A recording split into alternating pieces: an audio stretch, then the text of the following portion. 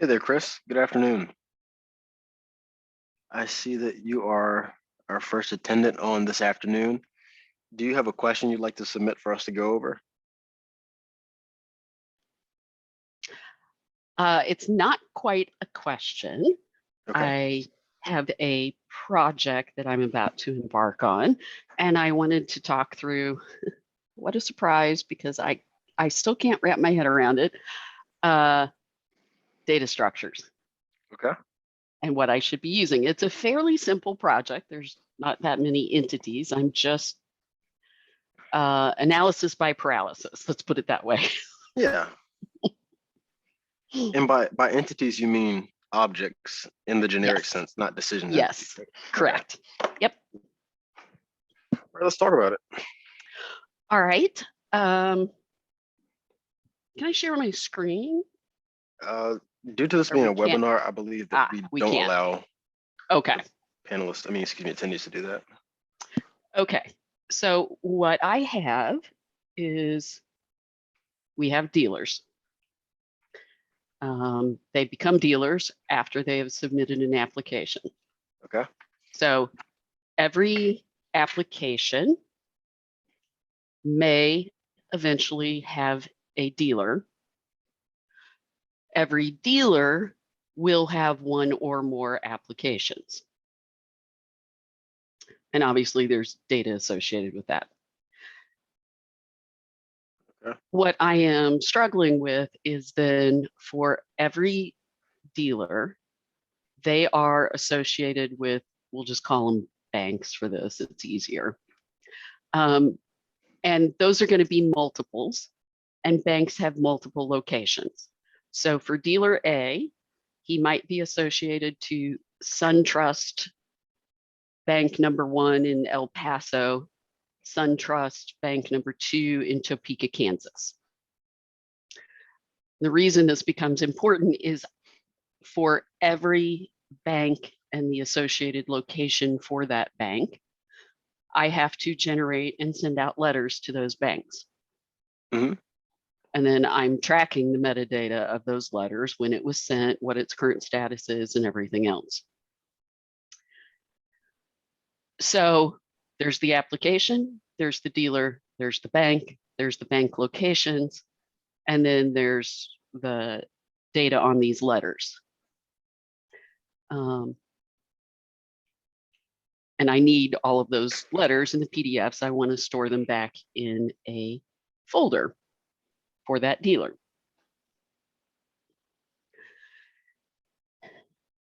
All right. So go ahead. I was just going to say, when do you get into using something like a composite type where so you do data structure for a bank, but that bank has multiple addresses. So am I creating a second data structure for the addresses and simply linking them by the ID? Or are those addresses getting embedded into a complex object? Okay, that's a very simple question. I'm following, I was tracking and drawing along with this. Sabrina also has a workaround for screen sharing, but I don't think that's a necessity if I'm able to answer this correctly. So let's give this a go. So you're saying that banks, this is the primary point of contention here, banks and the addresses, right? Yes. Okay, and you said banks can have multiple addresses, and there's a variety of ways to handle this. Two of them being you could have a list of string on there, which I do not recommend. That's the most rudimentary one, so I wanted to go over that first. That's what most people would do without any kind of understanding of data structure design. But what I would recommend is kind of what you just said there, is link that in with a secondary table you create, maybe called bank addresses, and have the ID be the foreign key and have a primary and foreign key relationship. Yep.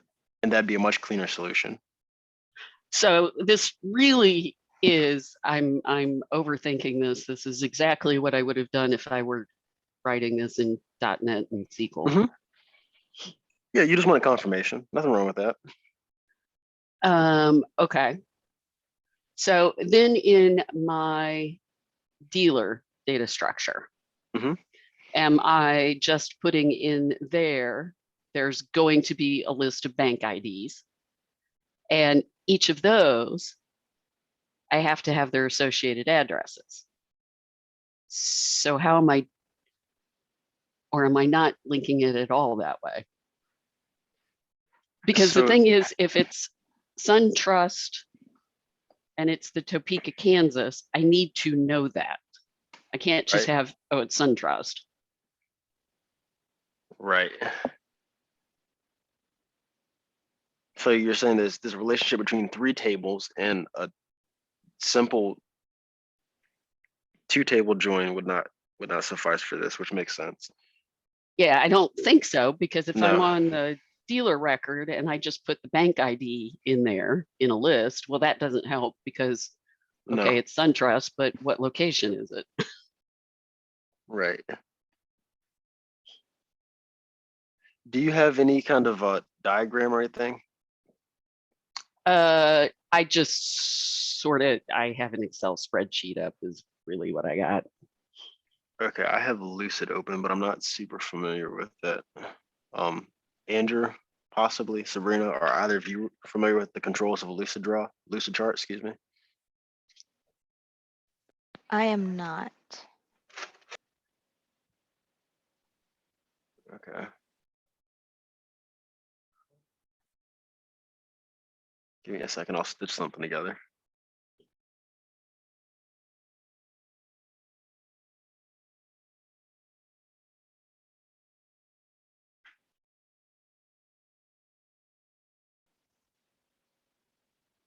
All right, can you see my screen? Yep, it is loading. That's not the template that I want.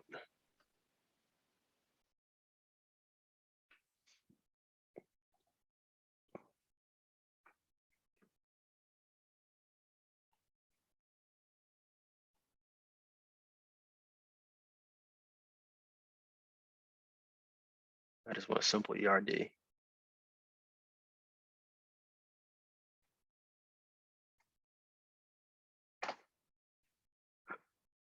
Okay, this is a little bit better. I'm about to cut a lot of this out. But so what you're saying now is there's 4 entities. You have dealers, Mhm. you have Applications. applications, you have banks. Mhm. What's the 4th entity? Bank locations. And that's the one we just discussed that's going to have the primary foreign key relationship. It's going to have primary foreign to the bank. And then the question is, what do we do about linking all of that to the dealer? And then there are, oh, I guess the documents don't really matter. I just need to figure out how to store them. So somewhere I need a folder for that. But let's figure this one out. So a dealer can have multiple applications. Okay. An And disregard the attributes on these objects. Oh, yeah. An application only has one dealer.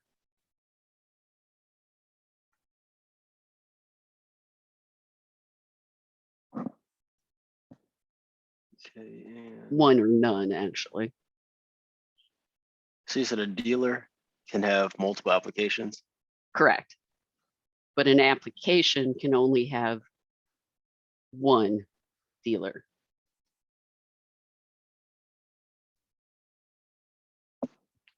Okay.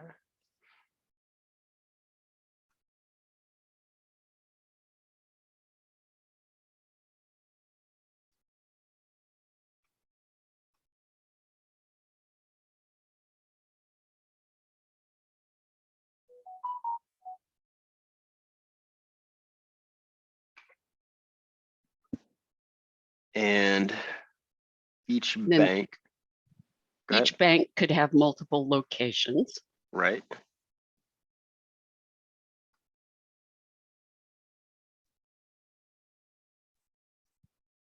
And then each dealer can have multiple bank locations. Okay, that look right so far?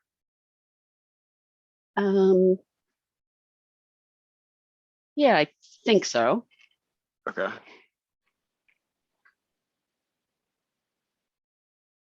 I guess I didn't think about that. So the dealer, I would keep the bank locations and use the bank location to look up the parent bank.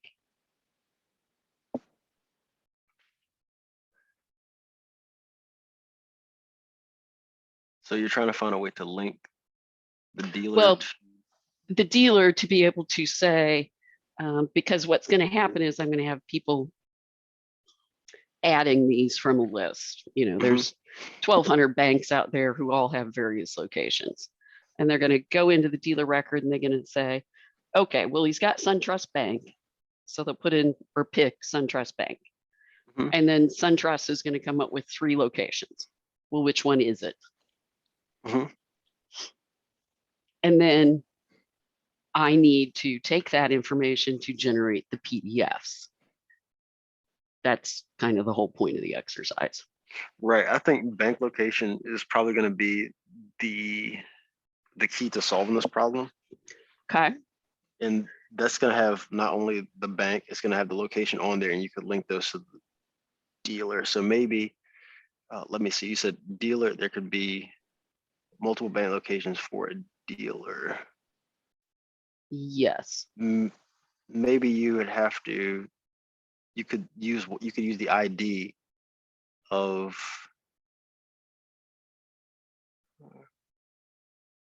I'm trying to think how to solve this without creating a secondary, like another secondary table. Because we may have to.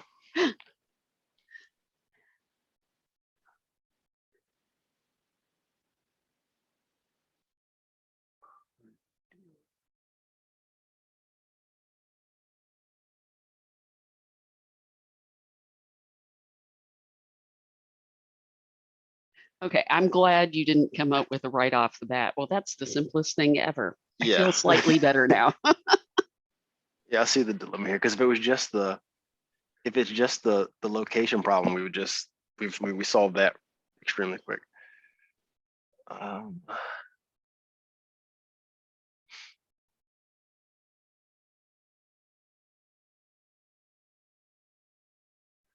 me give this another few minutes. If not, I might have to take this back and then follow up with you with an answer. Would that be okay?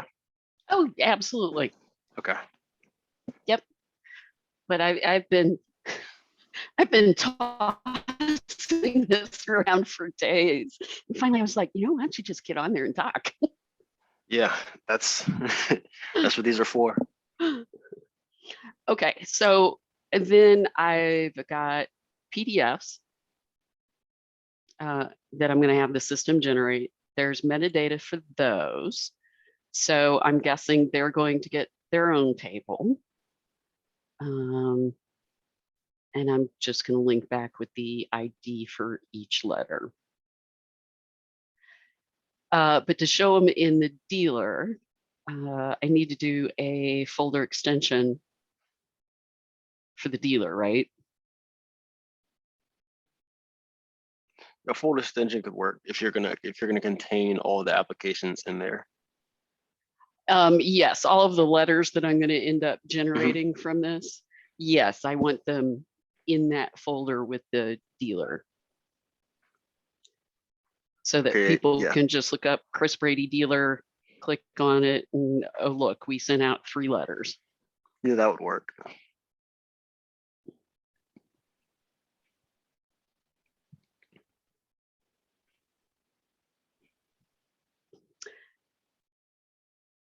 So that's storing the actual letter. How would I then show them the metadata for that letter? So is the letter another, it sounds like that's going to be another object. Yeah, I think the letter metadata is another object, and then there's an actual file as Yeah. well.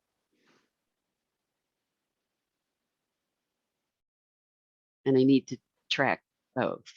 So I think the letter object is going to have to be stored inside that folder extension as well. Okay. So then it would create the letter object, and the file reference belongs to that object. So that's kind of how you would find it. Yeah. Okay. Are you currently? I'm not familiar what company you're with, but Oh, Kinetic Advantage. okay. Are you guys currently under a professional services contract and have our developers and resources on it? No, Okay. nope.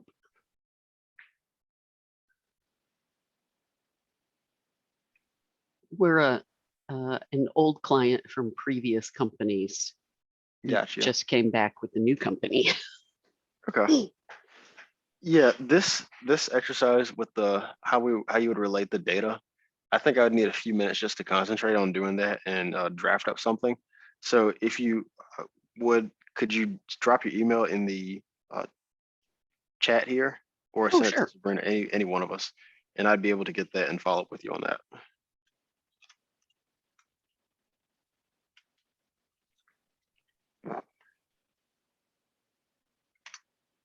Dropped it in the chat. Awesome. Thanks, Chris. Sure. Yeah, this is awesome because keep thinking it should be easier than it is, but I just can't figure out the answer. Yeah. Okay. I will prioritize this and try to get you an answer today on this. Awesome. Thank you very much. Joshua, I see you have joined within the past few minutes. Do you have a question that you'd like for us to go over while we have everyone here?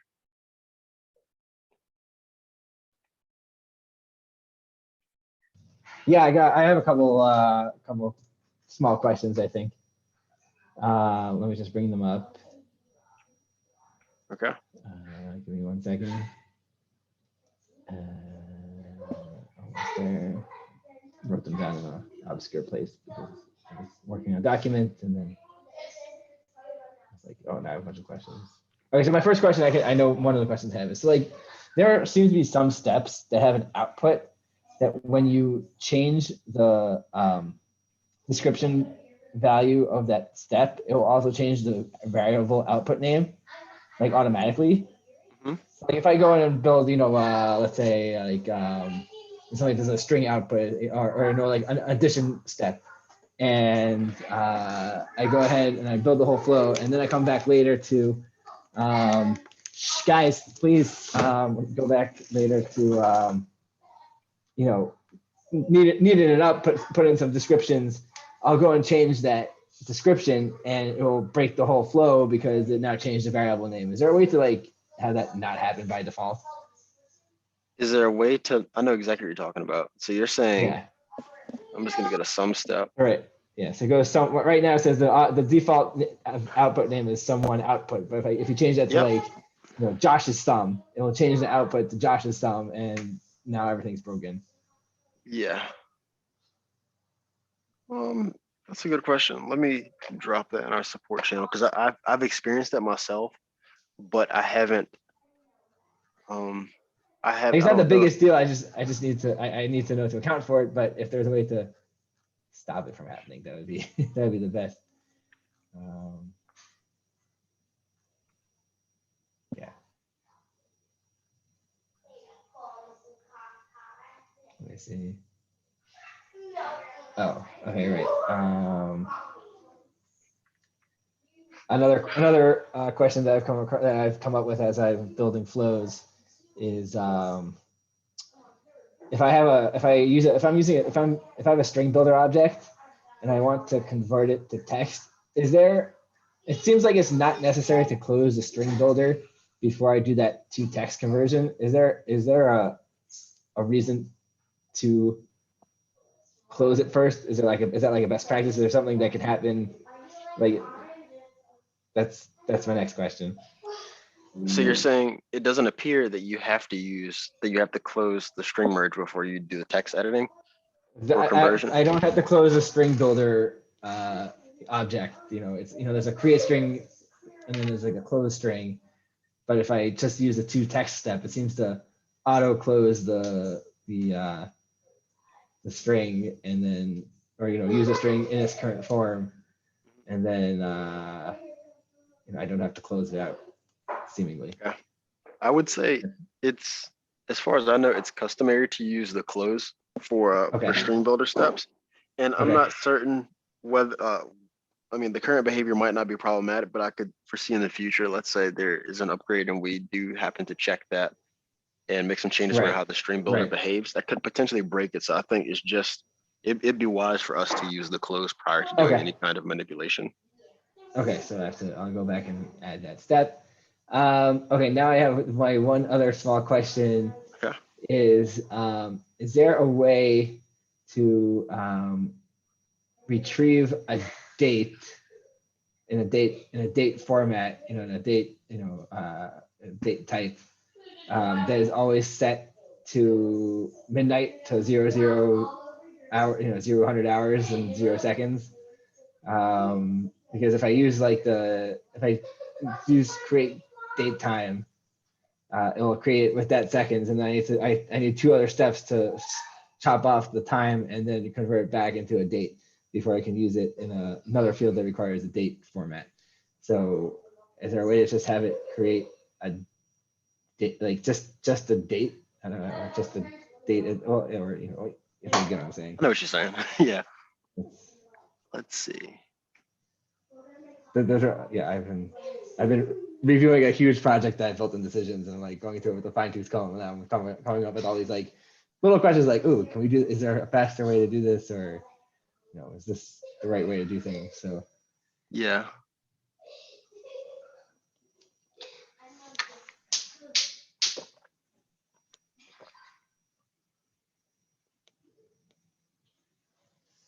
So you're saying to get a date, but regardless of what day it is, just have it default to had the midnight.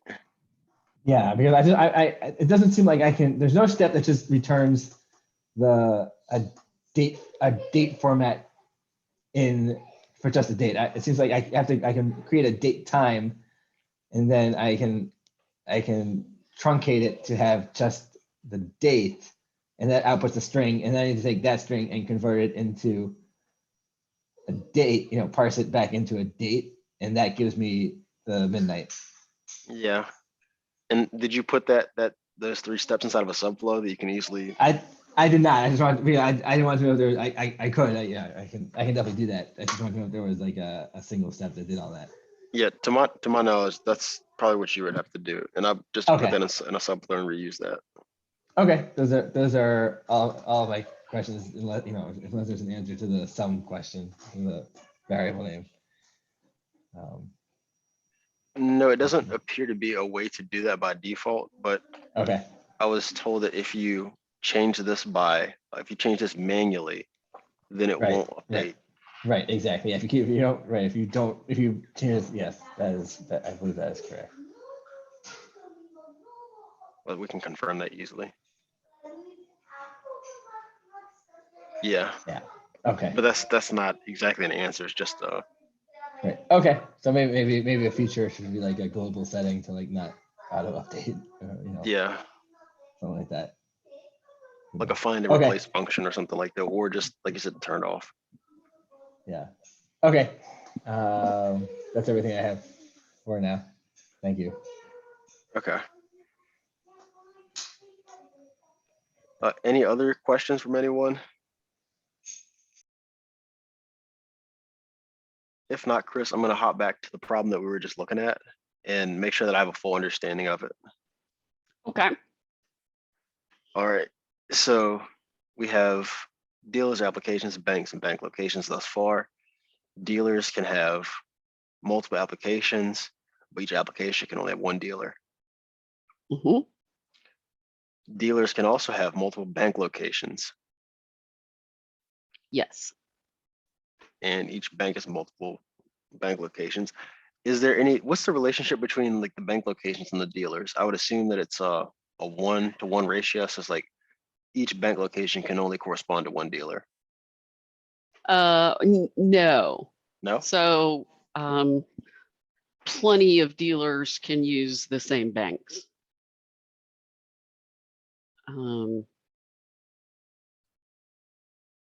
So it's a multi, many to many. Okay.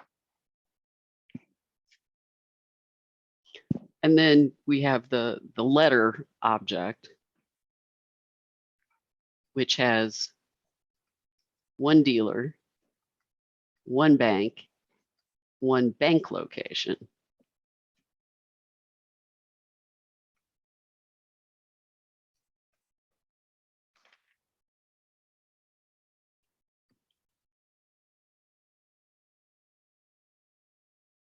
And can you repeat that for me, please? So the letter belongs to a dealer.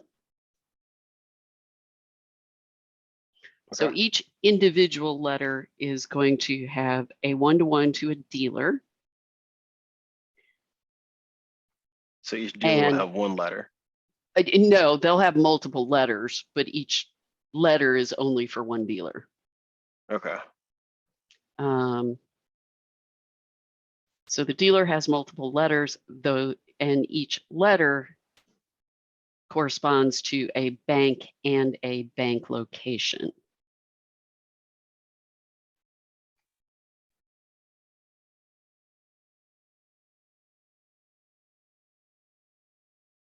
So the dealer may have 3 letters, 2 of whom belong to SunTrust Bank, but each of the SunTrust letters have a different bank location.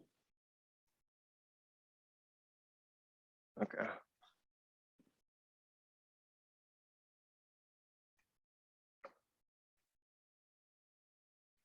I think the easiest way to relate these is we don't need to really worry about how we're relating the bank to the letter because the bank location is going to have that information. Okay.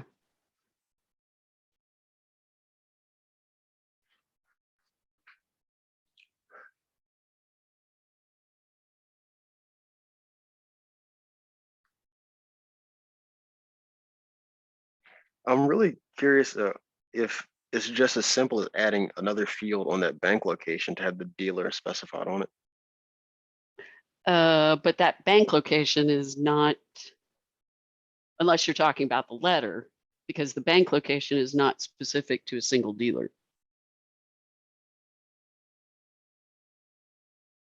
SunTrust in Topeka, Kansas could have multiple of our dealers. Okay.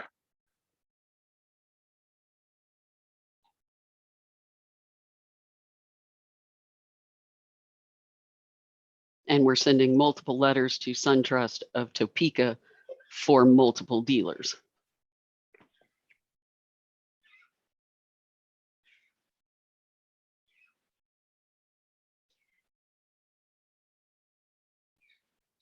Are these all the objects involved in this thus far? Yes. Yep, Okay. they are.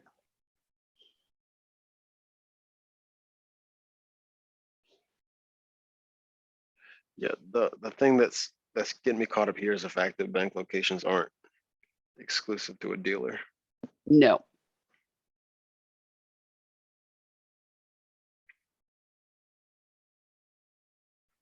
It's a lot like if you took a list of every SunTrust bank in the United States. Yeah. They're all SunTrust, but the bank locations are all different.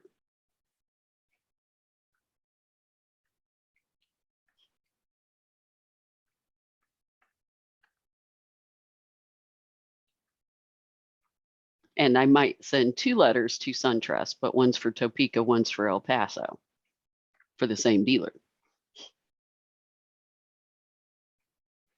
Okay.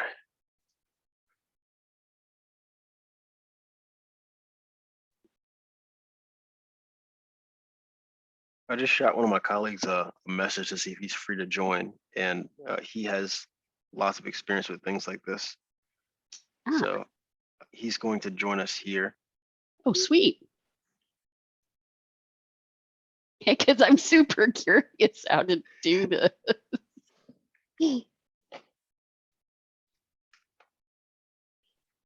All right, he'll be on here in a second. Okay. And this diagram, it's not my best work, but I was trying to conceptualize it so we'll have to explain this I to was them. going to say, for doing it that quickly, that was a darn good job. Hey, Josh. Hey, how's it going? Good, thank you. So we're on the line with Chris, and we have this dilemma here. So we have dealers, applications, banks, bank locations, and letters. And I tried my best here, just within a few quick minutes, just to get something to detail the relationships between each one of these objects. Mhm. And so the problem here is that dealers, they need to be linked to bank locations, but bank locations, they aren't exclusive to a dealer. So there could be multiple bank location, or excuse me, multiple dealers per bank location, right, Chris? Yes. And so I'm trying to think through how best to relate the data, because in the first instance where it was just like the bank had a list of these locations, the answer was just to create a secondary table and have a primary foreign key relationship. Now we run into the situation here to where we have to, I was possibly thinking about creating another secondary table and linking the data, but I'm not certain. And so So you're that's where the saying that complexity arises. so you're saying there's a dealer and a dealer has a specific bank location, or do they have multiple bank locations? So the reason there's two entities, the bank and the bank location, is I will use SunTrust as an example. SunTrust is the bank. Mhm. SunTrust has 300 locations across the United States. Mhm. So I can't just say it's SunTrust. I have to say this dealer has a relationship with SunTrust located in Topeka and SunTrust in El Paso. Well, plenty of other dealers have those relationships too. But they have multiple bank locations. Yes. Okay. And then the bank location, of course, can be on multiple dealers. Yes. So yeah, you would set up a many-to-many. That's typically like a many-to-many relationship, where like multiple dealers can have multiple banks can be related to multiple dealers. You typically will set up a relationship table between the two, like between the middle. And all this relationship table is just going to have dealer ID and bank location ID, and that's it. I mean, it's going to have its own primary key ID, Right. but that way you can use that dealer ID to get all the bank location IDs that relate to it. And same thing with the bank. If you want to know what dealers are related to this bank, you can fetch all the dealers that are related with this bank ID. So that's how you handle many-to-many relationships. It's just a table in between. Would you do a table in between for the dealer and the bank and the dealer and the bank location? Is a dealer related to multiple banks? Yes. And the And those that's- banks have multiple locations. Yeah, I guess you would have to set up a many-to-many relationship between that as well. So the dealer would have a relationship with multiple banks, and a bank would have a relationship with multiple dealers. That would be a many-to-many relationship. And you also want to set up the same thing for the dealer to the bank location. Okay. Yeah. Does that help? Yeah. So it's a we always called it a two table. So it's a dealer to bank and it's a bank location to dealer. Yes. Yeah. Yep. Okay. Is there a specific fetch? Or are you trying to find like all the dealers' bank locations or all the dealers' banks? Because you can do both with both of those relationship tables. Kind of both, because Okay.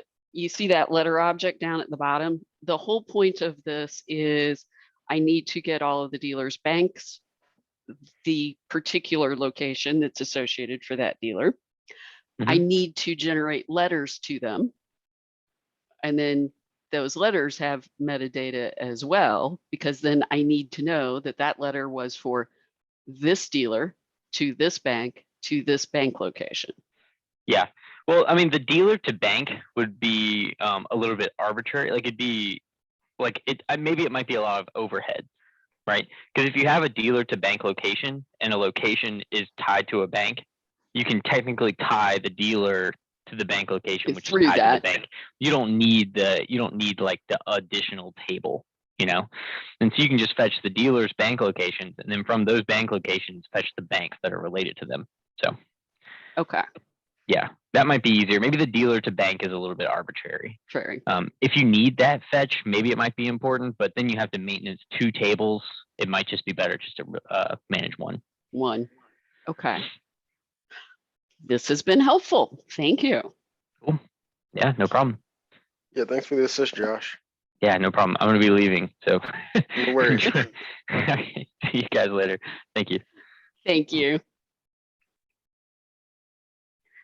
All right, Was so that we do satisfactory? have yep, we do have a mapping table in between there. Okay. Well, now hopefully I can build this all. If not, we'll be here tomorrow as well. For more of my questions. Yeah. Do you have any other questions that we can answer at the moment? No, this has been very helpful. Awesome.